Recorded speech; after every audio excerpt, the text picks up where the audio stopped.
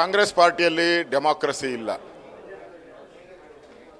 ರಾಹುಲ್ ಗಾಂಧಿ ಮಾತೆತ್ತರೆ ಅಂಬೇಡ್ಕರ್ ಪುಸ್ತಕನ ಇಟ್ಕೊಂಡಿರ್ತಾರೆ. ದಿನ ಎದ್ರೆ ಸಂವಿಧಾನ ಸಂವಿಧಾನ ಅಂತ. ಇದೇನಾ ನಿಮ್ಮ ಸಂವಿಧಾನ? ನಿಮ್ಮ ಯೋಗ್ಯತೆಗೆ ಅಷ್ಟು ಬೆಂಕಿ ಇಟ್ಟರು ಇದನ್ನ ಸಂವಿಧಾನ ಅಂತ ಹೇಳ್ತಾರೆ. ರಾಜಣ್ಣ ಏನದ ಸತ್ಯ ಏನು ಹೇಳ್ದ? ಸತ್ಯ ಹೇಳಿದ್ದು ರಾಜಣ್ಣ. ಮತಗಳ್ಳತನ ಹೆಂಗಾಗ್ತಾ ಇದೆ, ಹಿಂದೆ ಹೆಂಗಾಗ್ತಾ ಇತ್ತು, ವೋಟರ್ ಲಿಸ್ಟಲ್ಲಿ ಸೇರಿಸೋರು ಯಾರು, ನಮ್ಮ ಅಧಿಕಾರಿಗಳೇ ತಾನೇ ಅಂತ ಹೇಳ್ದ. ತಪ್ಪೇನು? ಅಧಿಕಾರಿಗಳೇ ಸೇರಿಸೋದು ವೋಟರ್ ಎಷ್ಟು?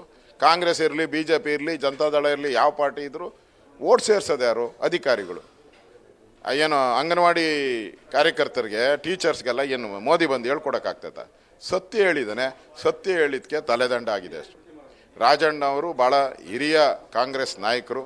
ಅಂಥವ್ರಿಗೆ ಈ ಥರ ಪಾಡಾದ್ಮೇಲೆ ನನಗನ್ಸುತ್ತೆ ಅವರೊಬ್ಬ ಎಸ್ ಟಿ ಜನಾಂಗಕ್ಕೆ ಸೇರಿದಂಥ, ವಾಲ್ಮೀಕಿ ಜನಾಂಗ ಸೇರಿದಂಥ ನಾಯಕ ಅವರು ಸತ್ಯ ಹೇಳಿದ್ಕೋಸ್ಕರ ಅವ್ರ ಮೇಲೆ ಕಾಂಗ್ರೆಸ್ ಬರೆ ಎಳೆದಿದೆ.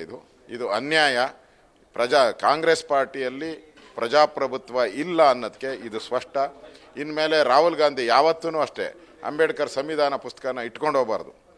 ಇಟ್ಕೊಂಡೋದ್ರೆ ಜನ ನಿನ್ಗೆ ಕ್ಷಿಮಾರಿ ಆಗ್ತಾರೆ. ನನ್ನ ಕಡೆಯ ಪ್ರಶ್ನೆ ಸರ್, ಈಗ CM ಇಬ್ರಾಹಿಮು ಸಿದ್ದರಾಮಯ್ಯನವ್ರಿಗೂ ಕೂಡ 3,000 ಮತಗಳನ್ನ ನಾವು ತಗೊಂಬಂದ್ವಿ ಅಂತ ಹೇಳಿದ್ರು. ಇವತ್ತು ರಾಜಣ್ಣ ಅವರು ಕೂಡ ಇದೇ ಥರದ ಮಾತನ್ನು ಹೇಳಿದ್ದಕ್ಕೆ ಅವ್ರಿಗೆ ತಲೆದಂಡ ಆಗಿದೆ.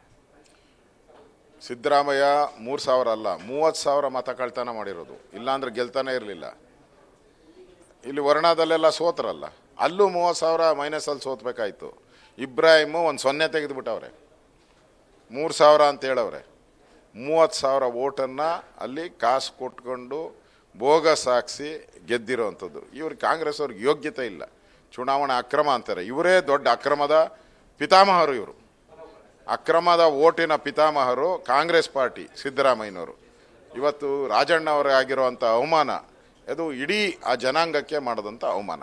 Thank you sir. ಇದು ಒಟ್ಟಾರೆ ಆರ್ ಅಶೋಕ್ ಅವರ ರಿಯಾಕ್ಷನ್. ಕ್ಯಾಮ್ರಾ ಪರ್ಸನ್ ಅವಿರಾಜ್ ಜೊತೆ Madhusudan, news first Kannada, Bengaluru. News first ನಿರ್ಭೀತಿಯಿಂದ ನಿಮ್ಮ ಪರವಾಗಿ.